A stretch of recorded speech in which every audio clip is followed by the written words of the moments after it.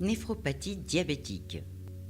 Le rein est un organe à fonction multiple qui subit des modifications anatomiques chez les patients atteints de diabète sucré. Sa taille moyenne est de 10 à 12 cm du pôle inférieur au supérieur. Son anatomie est mieux visible à la coupe frontale. Cette vue montre la capsule rénale, les papilles, le bassinet, les calices, les artères et veines rénales, l'urétère, ainsi que les colonnes rénales. Un aspect important de son anatomie, c'est qu'il est divisé en deux régions, cortex et médula. L'unité fonctionnelle du rein est le néphron, qui est composé de plusieurs structures. Considérons les détails. On peut observer à l'image la zone du cortex rénal qui est caractérisée par la présence de corpuscules rénaux ou de Malpighi. Ces corpuscules sont composés par un glomérule, la capsule de Bowman et l'appareil justaglomérulaire. Le glomérule a deux pôles, l'un vasculaire et l'autre urinoir.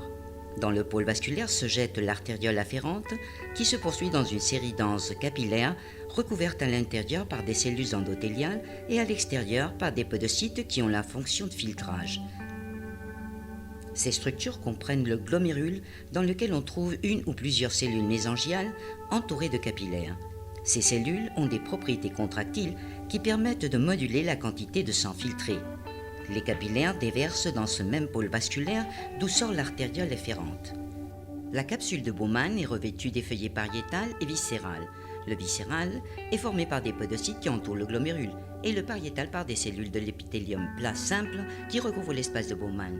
Ces cellules se poursuivent dans le tube contourné proximal au niveau du pôle urinaire qui porte l'ultrafiltrage jusqu'à l'anse de Henle et par la suite au tube contourné distal qui monte et passe entre les artères afférentes et efférentes où il subit une modification structurelle appelée macula dense qui, avec les cellules mésangiales extraglomérulaires, compose l'appareil juxtaglomérulaire. Cet appareil régule le volume de sang qui pénètre dans le glomérule. Le tube contourné distal se termine dans le conduit collecteur qui draine le long des papilles rénales vers le calice rénal et de là jusqu'aux urétères. La principale fonction du rein est la filtration des protéines et des électrolytes dans le sang. Dans un rein sain, la barrière hémato-rénale est constituée par l'endothélium et les podocytes qui empêchent les fuites de protéines vers l'espace de Bowman.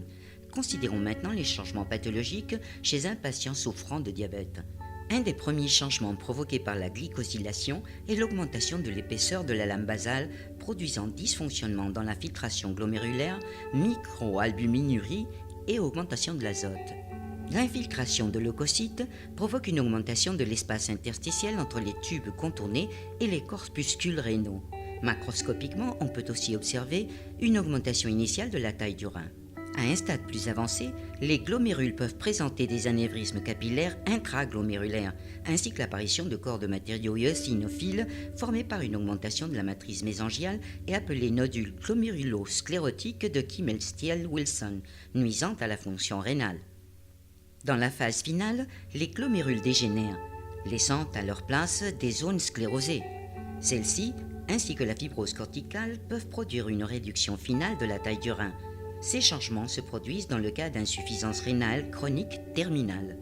Comme déjà indiqué, la glycosylation de la barrière hémato-rénale peut causer une augmentation de l'ultrafiltrat et qu'une plus grande quantité de protéines, notamment l'albumine, traverse la barrière. Tout cela se traduit par une diurèse osmotique accrue. La néphropathie diabétique est une entité évitable et sa prévalence élevée constitue un défi pour la santé publique.